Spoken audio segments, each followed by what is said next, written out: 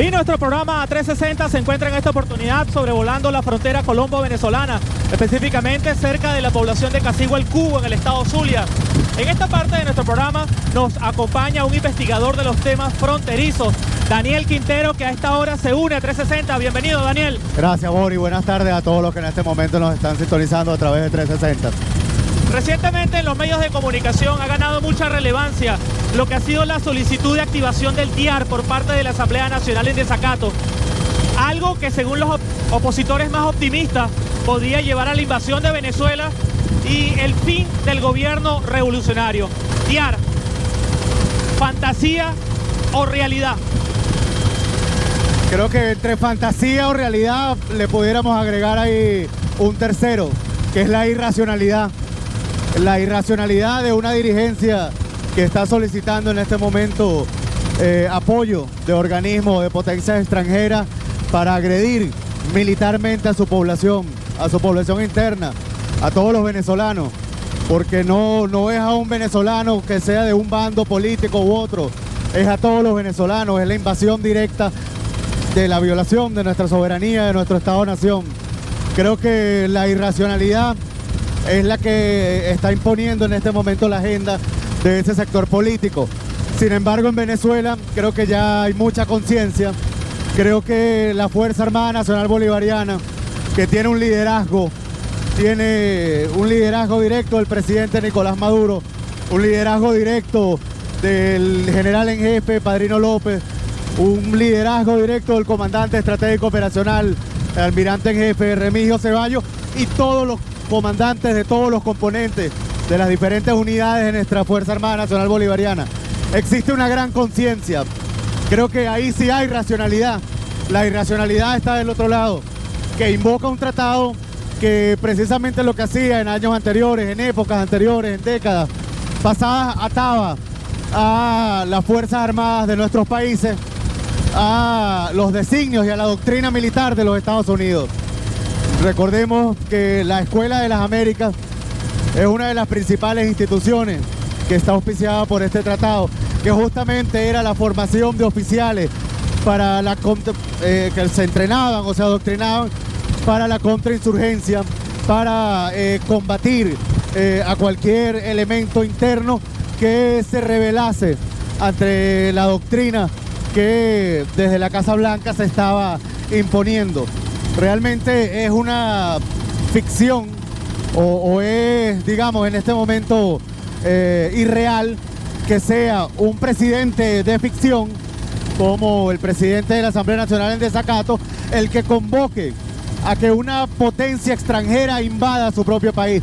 De hecho, tiene que pasar primero por el Congreso norteamericano cualquier operación militar que vaya a ejercer, en este caso, los Estados Unidos. Si en algún momento se ha debido haber implicado el Tratado Internacional de Asistencia Recíproca, es cuando el Reino Unido atacó la soberanía, atacó el suelo de la República Hermana de Argentina. Recordemos que en los años 80 invadieron militarmente para tomar posesión de una isla que no les pertenece, digamos, basándose en esa doctrina colonial de que pueden tener territorios incluso extracontinentales. Hay quienes opinan que la imposibilidad de aplicar el TIAR también deriva de lo que ha sido el progresivo debilitamiento de Juan Guaidó. Para muchos es improbable que Estados Unidos se embarque en una aventura militar para apoyar la figura presidencial de alguien que es atacado y rechazado no solamente por el chavismo, sino por la propia oposición, que se siente decepcionada. Sí. ¿Crees tú que este supuesto llamado a la invocación del TIAR puede ser una nueva trampa como la que tuvimos con la ayuda humanitaria, claro, o el supuesto golpe de Estado del 30 de abril? Claro, totalmente. Realmente es un llamado al vacío que demuestra la desesperación de este grupo político. Recordemos que en el mes de febrero estos mismos grupos decían que una supuesta ayuda humanitaria entraba sí o sí, violando nuestra soberanía, es decir, sí o sí. Y sin embargo el pueblo venezolano, la Fuerza Armada Nacional Bolivariana, les dio una lección, ya que no pudieron violar nuestra soberanía, incluso contando con un Estado agresor como era el Estado colombiano, ya que bueno, se estaba prestando en ese momento como un Estado agresor, facilitando toda la logística para que esos grupos intentasen introducir una supuesta ayuda humanitaria que no era real, era una ficción, una ayuda humanitaria que en toneladas métricas ni siquiera alcanzaba a cumplir la necesidad de unas 40.000 personas, es decir, ni siquiera podía atender a la población de Ureña y San Antonio del Táchira. Es decir, ellos decían que todo el país se iba a suplir de esa ayuda humanitaria y realmente no pasaba ni siquiera de municipio y medio del estado Táchira. En este caso es un llamado al vacío, así como en ese momento lo hicieron de manera irresponsable, incluso casi malcriada, de decir que la ayuda entraba sí o sí. En este caso están optando por llamar a la aplicación de un tratado para buscar una especie de invasión o amedrentar o amenazar, una especie de amenaza armada al gobierno nacional, es decir, es ponerle una pistola en la cabeza a nuestro gobierno, a nuestra Fuerza Armada y a nuestro pueblo. Es decir, el trípode que ha mantenido la unidad y la gobernabilidad en Venezuela, ellos quieren ponerle una pistola en la cabeza, amenazándolo con esta supuesta alianza nuevamente recíproca de lo que es el TIAR. Sobre este tema del TIAR y la invasión militar a nuestro país, me llama mucho la atención que quienes principalmente la solicitan están fuera de Venezuela. Julio Borges, Carlos Vecchio, Antonio Ledesma. Y también me llama mucho la atención el hecho de que, a pesar de que Juan Guaidó ha caído mucho en su popularidad, y casi que son iguales los opositores y los chavistas los que se oponen a él, todavía hay gente que cree en Juan Guaidó. ¿Qué le dirías tú a aquellos que se imaginan que una invasión militar es la solución a los problemas políticos de Venezuela? No, una invasión militar en este momento, bueno, lo que vivimos nosotros con el blackout, con el apagón que hubo en el mes de marzo, es solo el preámbulo de lo que pudiera ser una guerra convencional prolongada. Es decir, sin servicio, sin energía eléctrica durante meses, sin agua durante meses, no tendríamos sistemas de comunicación, estaríamos al asedio de un bombardeo sistemático en el cual fuese nuestro Estado-nación blanco y por supuesto toda su población nos veríamos afectados. Aquellos que desde afuera, desde el exilio, autoexilio cómodo, porque al final muchos incluso están huyendo de las autoridades venezolanas por delitos comunes, se mantienen. Por lo menos Julio Borges vive al norte de Bogotá, es decir, es como si viviera en el este de Caracas, en la Lagunita Country Club en Caracas. Allí vive Julio Borges en Bogotá.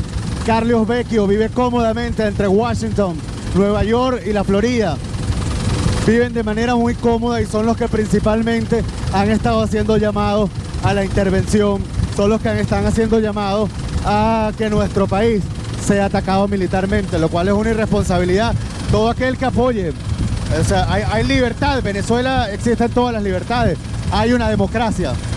Incluso en otros países ni siquiera se permitiese que una persona se autoproclamase presidente, se autojuramentase ante la opinión pública y estuviese incluso, recordemos el 30 de abril, lo acabas de decir, haciendo un llamado abierto a los militares venezolanos al desconocimiento de la Constitución, al desconocimiento de su juramento, para apoyar un gobierno de facto por medio de la fuerza, por medio de la violencia. En Venezuela se ejerce soberanamente el voto, en Venezuela se ejerce soberanamente la democracia y es el único camino que está enmarcado en la Constitución, es lo que tenemos que hacer.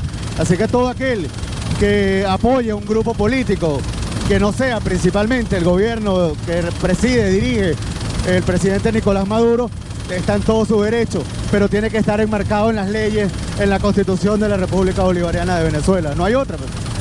Bueno, a las personas que nos están sintonizando a esta hora en nuestro programa 360, les recordamos que estamos recorriendo en este momento la frontera a bordo de un helicóptero Bell 412 de la Fuerza Armada Nacional Bolivariana para entrevistar a Daniel Quintero, quien muy amablemente ha hecho un alto en sus actividades de cobertura de lo que es la respuesta de la Fuerza Armada ante estas amenazas.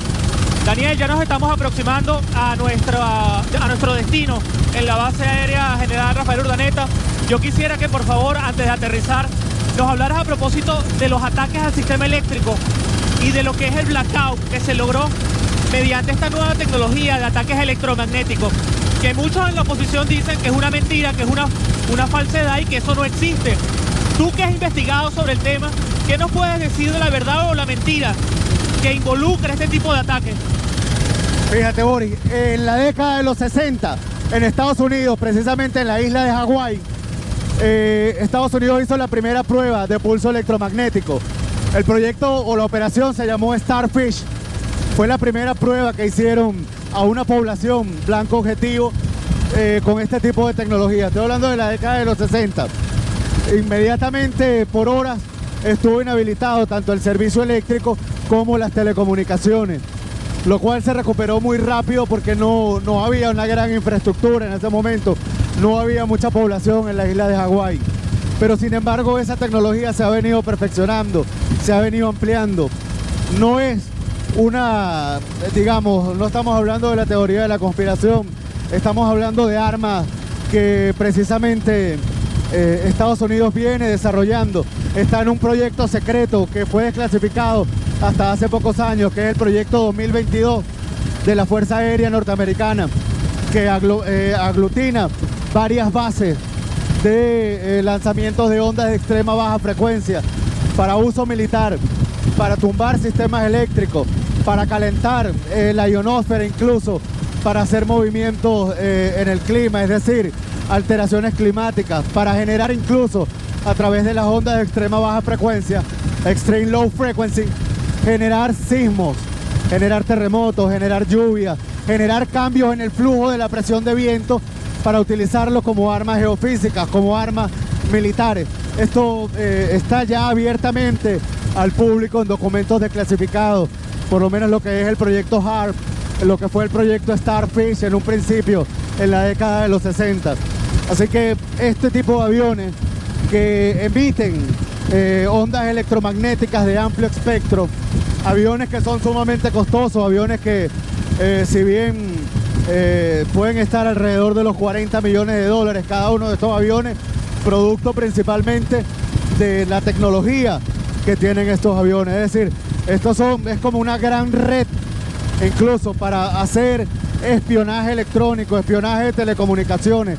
Es una red virtual, es una red electrónica que arrastra con un rango muy amplio, se lleva todas las comunicaciones, almacena en un servidor y por medio de inteligencia artificial va clasificando lo que ellos quieran espiar, dependiendo del tono de voz, interceptar las comunicaciones de ciertas personalidades, utilizar este tipo de tecnología para espiar a su población. Incluso el almirante Fowler lo dijo el día de ayer, habló y confesó abiertamente que estos aviones EP-3, que si bien son de vieja data, la tecnología interior no lo es tecnología de punta.